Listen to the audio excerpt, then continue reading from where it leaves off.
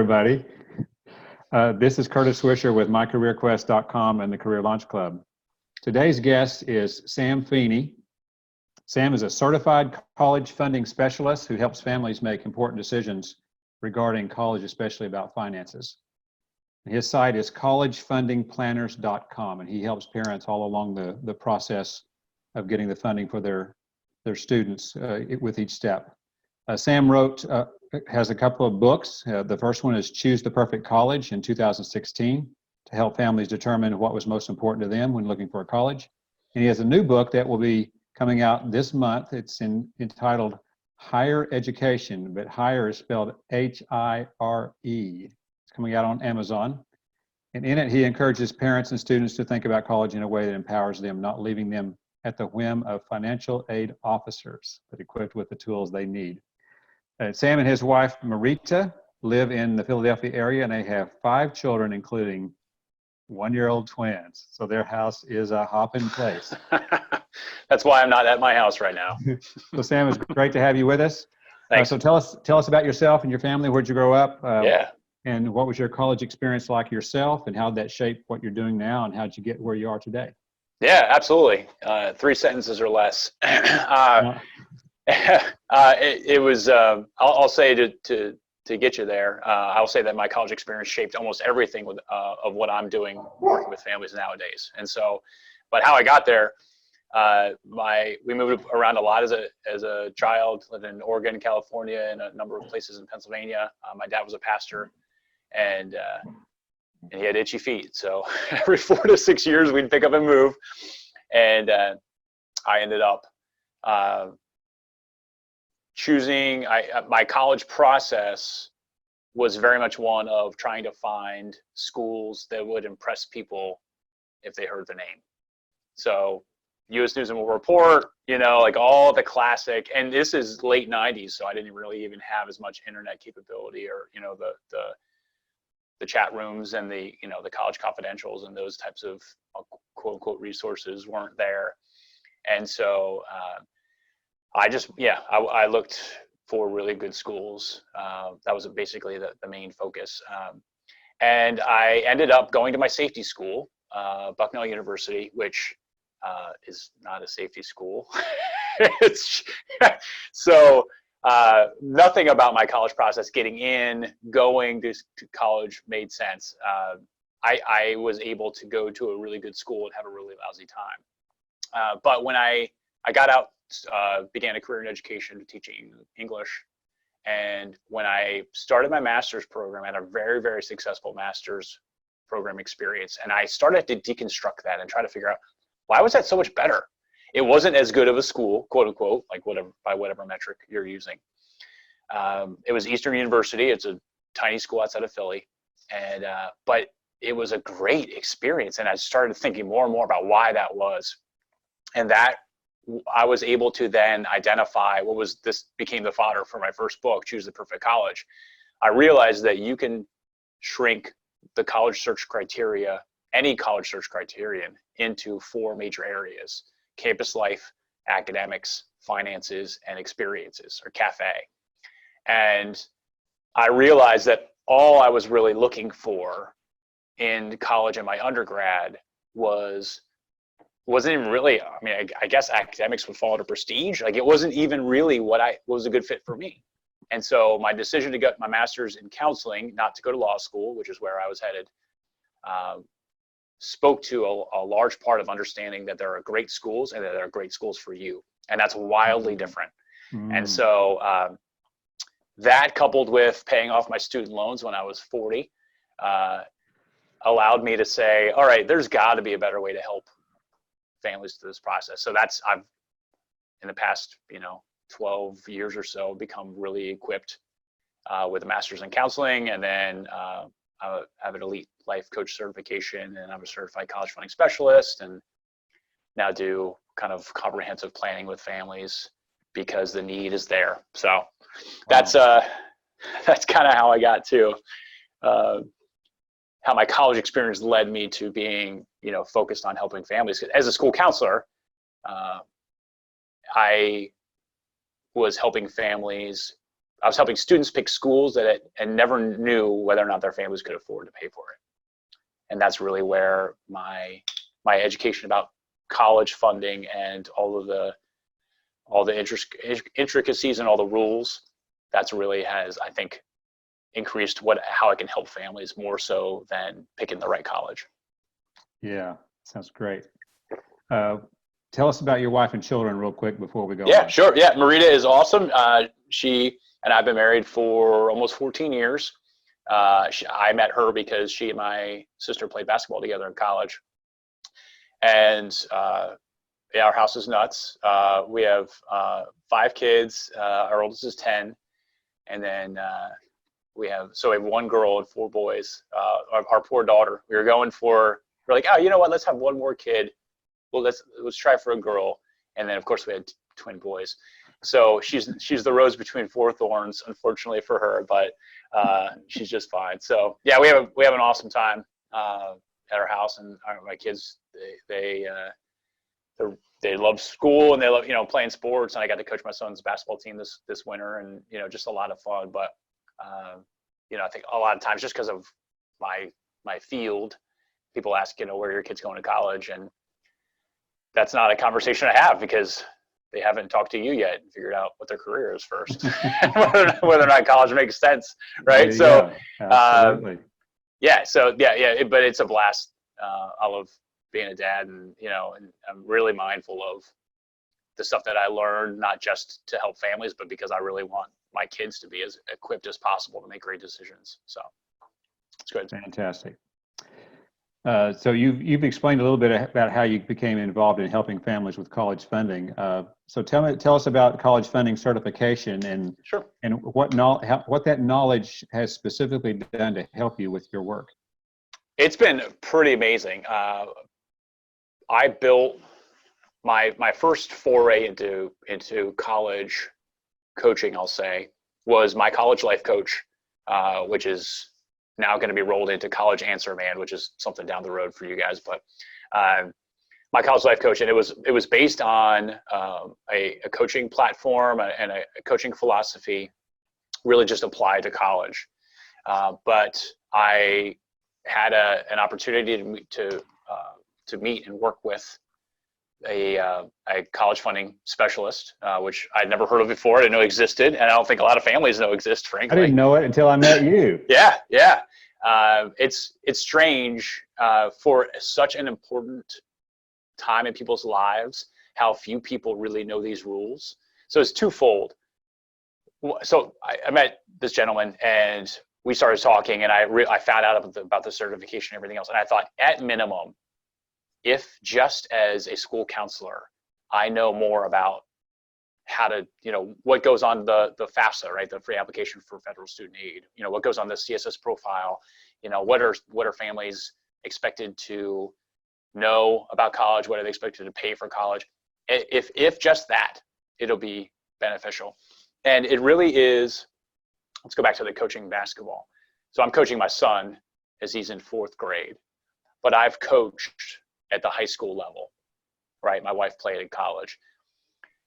It's kind of like getting a fast forward button on, he's a 4th grader, but he knows the game at the high school or college level.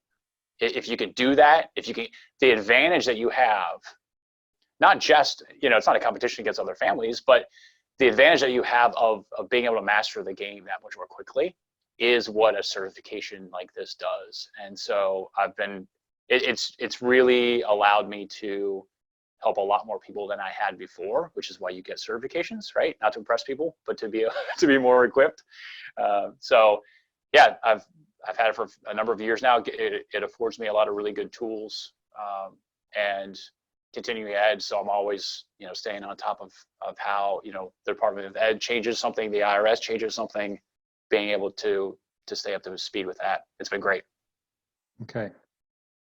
I'd like to know more about the process that you follow when you have a client. When you're working with them, do you tell them, hey, I need you to do this pre-work before we meet? So just tell me about your process. Sure. And what kind of information do you need them to provide for you so you can do your analysis, and how long does the process usually take from starting with the client until we're wrapping up here, and you have what you need as a client.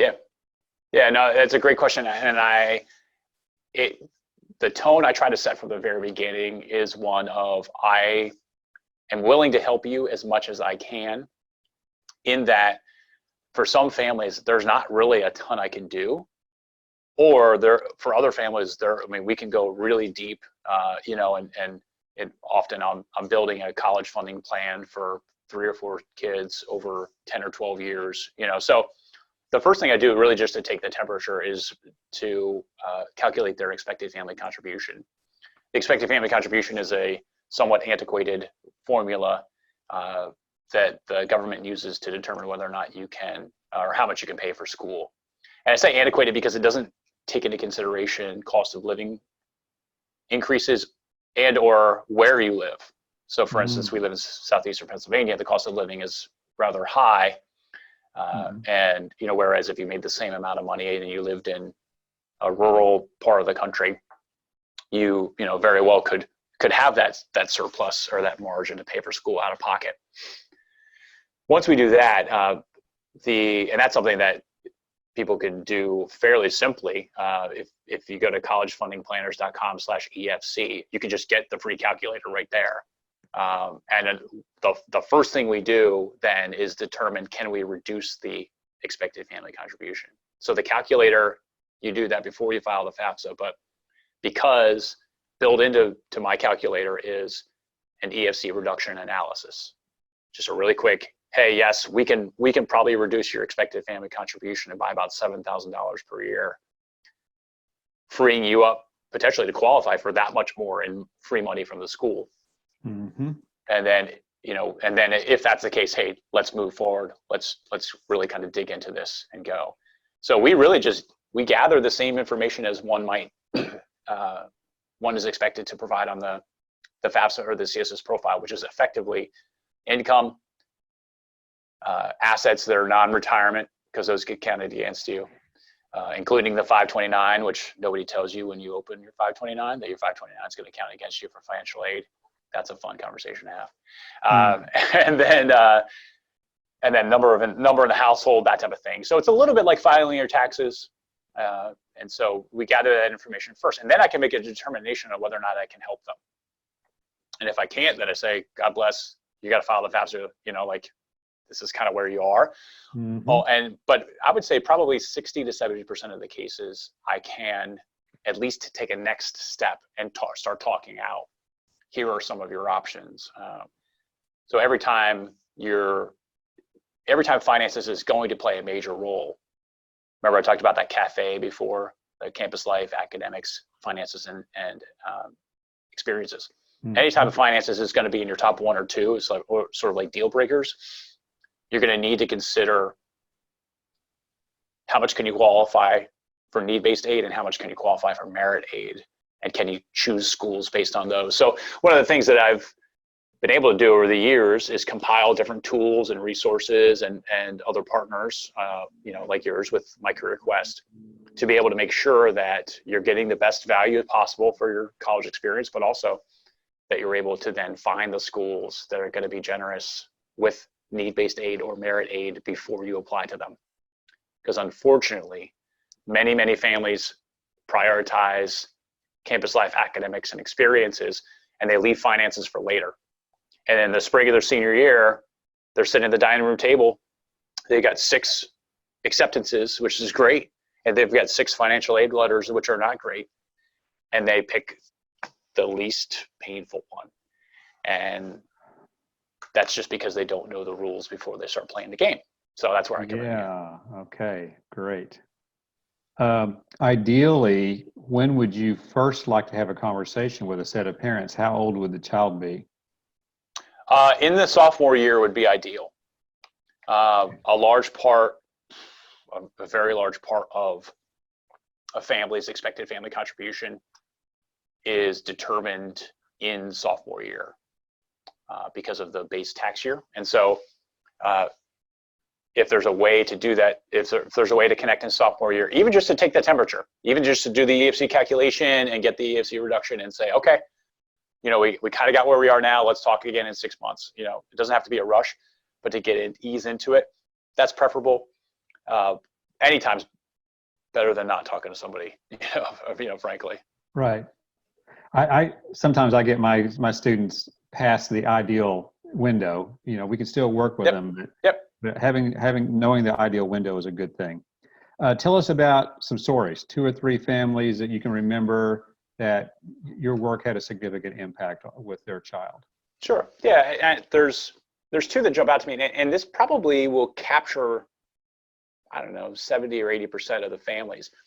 The one family, I'm actually working with them right now. They recently their income changed because of work, where they find themselves actually being able to pay for college, which they weren't, let's say 2 years ago. And so one of the ways that I help families is I can create a plan to pay for college. I call it which bucket when. And the idea is you can pull from different buckets at different times properly, and depending on the way that the money behaves in those buckets and the order in which you pull them out, you can do that kind of improperly, and you can cost yourself money in interest or arbitrage or opportunity costs. Anyway, so I build a plan for them. So these guys, they want my expertise in, we have 2 girls, we're a couple years out. We want to make sure that we're maximizing our financial situation so that we want to pay for college. We want to pay, they have a set amount they're shooting to pay. How can we pay X amount of dollars for college? And then have enough, I always try to build a plan without affecting your lifestyle, which is kind of hard to do given the cost of college, but that's a goal.